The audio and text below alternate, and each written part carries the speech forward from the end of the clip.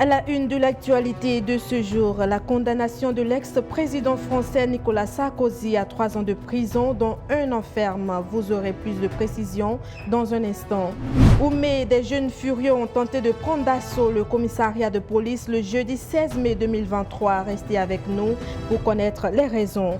Puis la carte de la CMU, désormais exigée aux élèves affectés en classe de 6e lors du retrait de la bourse pour la rentrée scolaire 2023-2024.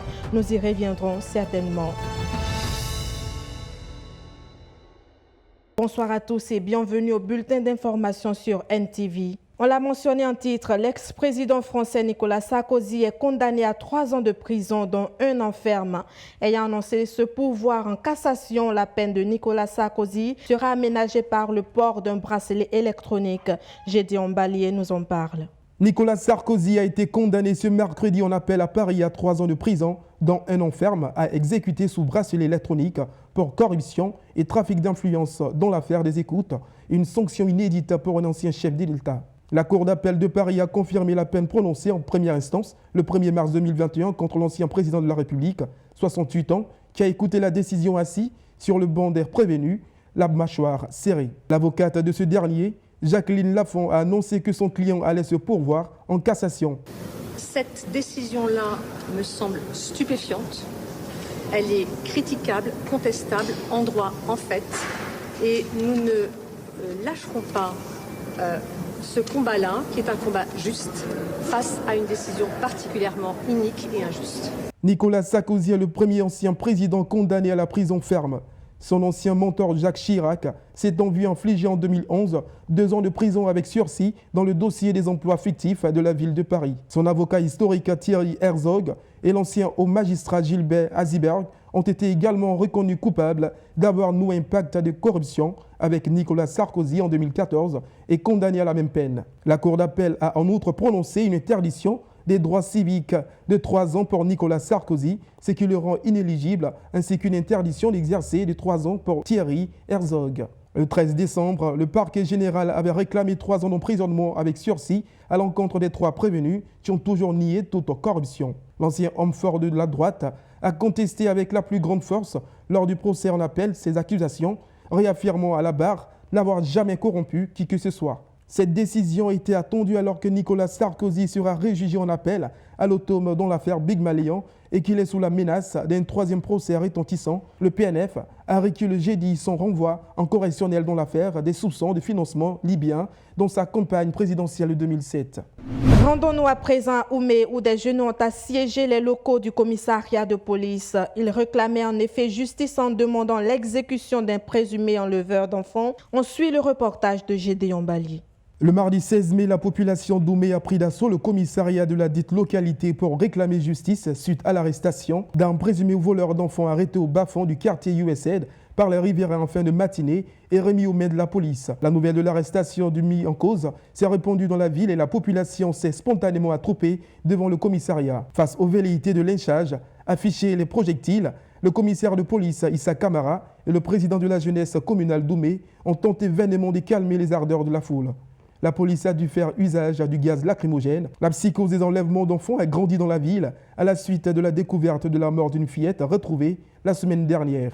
Une nouvelle réglementation dans le système éducatif ivoirien. La carte CMU désormais exigée aux élèves affectés en classe de 6e lors du retrait de leur bourse à compter de la rentrée scolaire 2023-2024.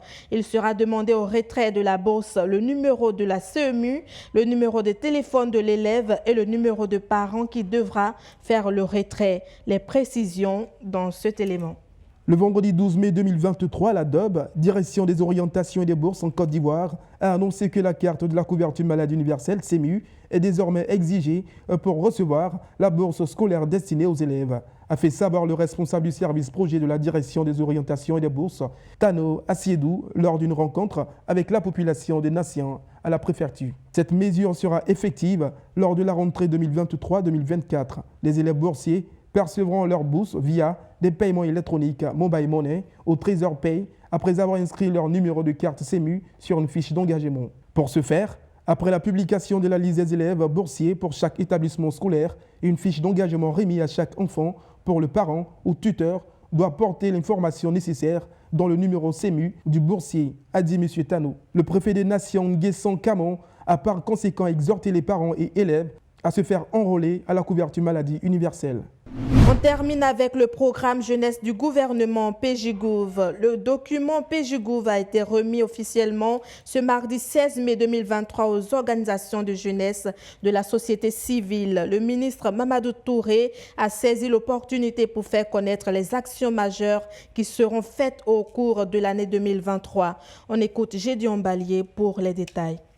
La cérémonie de remise du document synthèse des initiatives gouvernementales en cette année inédite de la jeunesse contenue dans le programme Jeunes du gouvernement a eu lieu à l'auditorium de la CNPS au Plateau en présence de 92 leaders d'organisations de jeunesse issus de la société civile. Le ministre Mamadou Touré a saisi l'occasion pour présenter les actions majeures qui seront réalisées au cours de l'année 2023, notamment en termes d'infrastructures et d'appui à la jeunesse. Ces rencontres avec les jeunes viennent après les consultations nationales qui ont permis de recueillir leurs avis et suggestions. Il était donc important pour le gouvernement de restituer le document synthèse élaboré et qui est en cours d'exécution. Ils ont participé au processus d'élaboration du programme Jeunes du gouvernement. Ils ont même élaboré des propositions faites au Premier ministre. Sa mise en œuvre a commencé après le mois de janvier, après la confection d'un document de 54 pages qui reprend toutes les mesures, réformes, initiatives et actions qui seront menées par 21 ministères les 3 prochaines années par les jeunes.